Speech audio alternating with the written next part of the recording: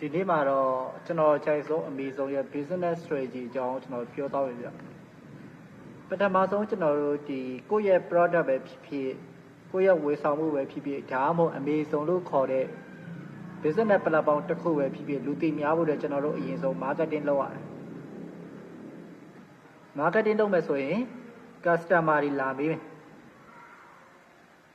customer တွေလာမေးမယ်ဆိုရင်ကျွန်တော်တို့အဲ့ဒီ customer တွေကိုဘယ်လို experience ပေးမလဲ experience ဆိုတာဘာလဲဆိုရင် customer တွေကိုယ့်ဆီကဝယ်တယ်ဆိုရင်ဘယ်လိုအတွေ့အကြုံရလဲမြန်တာလားဒါမှမဟုတ်ရင်ဈေးသက်သာတာလားဒါမှမဟုတ်ရင်စားပစ်ကောင်းတာလား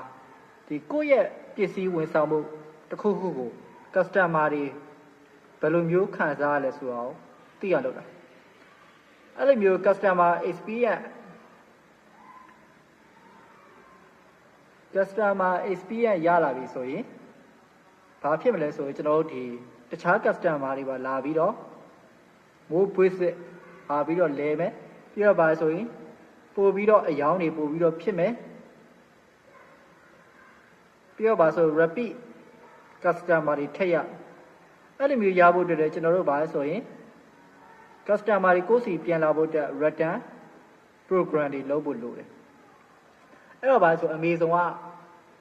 သူ့စီမှာဒီလိုမျိုး customer တွေလာဖို့အတွက် customer experience ကိုကောင်းကောင်းမွန်လုပ်တယ်အဲ့တော့ပါဆိုတခြား seller တွေကဟိအောင်ရေးအမေဆုံးမှာတော့ customer တွေများနေပြီငါတို့သွားပြီးတော့ရောင်းမယ်အဲ့တော့ပါဆိုမိုး seller တွေပိုများတယ် seller တွေပိုများတော့ကျွန်တော်တို့ကပါဆိုရင်အဲ့အမေဆုံး platform ကသူ့မှာရွေးချယ်စရာတွေအများကြီးရှိတယ်ဘယ် seller ကတော့ product ကောင်းတယ်ဈေးသက်သာတယ်ပို့ပြီးတော့ရွေးချယ်လို့ရပြီပေါ့လေ customer တွေဘက်ကပြန်ကြည့်ရဲဆိုတော့ကွာvariety of product တွေများတယ်ဈေးလည်းသက်သာတယ်ဆိုသူတို့ပို့ပြီးတော့ကြိုက်ပြီပေါ့ကွာအဲ့တော့ဗါလဲဆိုရင် customer တွေရမယ်ပြီးတော့ဗါဆို seller အကြောင်းသမားတွေရှားမယ်ပေါ့လေအဲ့လိုနဲ့ပဲဒီ demand ဝယ်လိုအားတွေတက်မယ်ပြီးတော့ဗါလဲဆိုရင်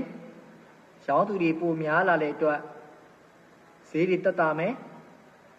အဲ့လိုဈေးတက်တာမယ်ဆိုရင်ကျွန်တော်တို့ကဒီ product တွေကိုတူလောင်မဲ့ product တွေကိုတူလောင်မဲ့ဈေးတွေတက်တာမယ် economy of scale လို့ခေါ်တဲ့ per unit cost ပေါ့လေ1 unit ကိုရောက်ဈေးကတက်တာမယ်အဲ့တော့ဗါဆိုရင်လုပ်ငန်းကတခြားလုပ်ငန်းတွေနဲ့စရင် cost leadership ကိုလည်းဦးတည်လို့ရတယ်အဲ့တော့ဗါလဲဆိုရင်နောက်ဆုံးမှပြန်ပြီးချုပ်ရမယ်ဆိုရင် customer ကိုစီပစ္စည်းတစ်ခုလာပြီးမေးရင်ဘယ်လိုမြန်အောင်လုပ်ရဘယ်လိုဈေးသက်သာတာပြီးတော့ဝန်ဆောင်မှုကောင်းတာအဲ့လိုမျိုးနဲ့ကျွန်တော်တို့သွားတယ်ပြီးတော့ဗါဆိုရင်ရောင်းသူတွေဝင်ပြီးလာပြီးတော့ကျွန်တော်တို့မှာဗါလဲဆိုရင်ရွေးချက်စီရလေးပိုပြီးများလာတယ် product တွေပိုပြီးတော့များလာတယ်အဲ့ဒီကနေတဖြည်းဖြည်း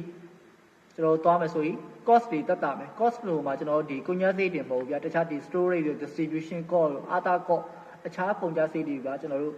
ထပ်ပြီးတော့တက်တာမယ်အဲ့လိုနဲ့ပဲတဖြည်းဖြည်းလုပ်ငန်းကိုတွားလိုက်တာအမေဆုံးက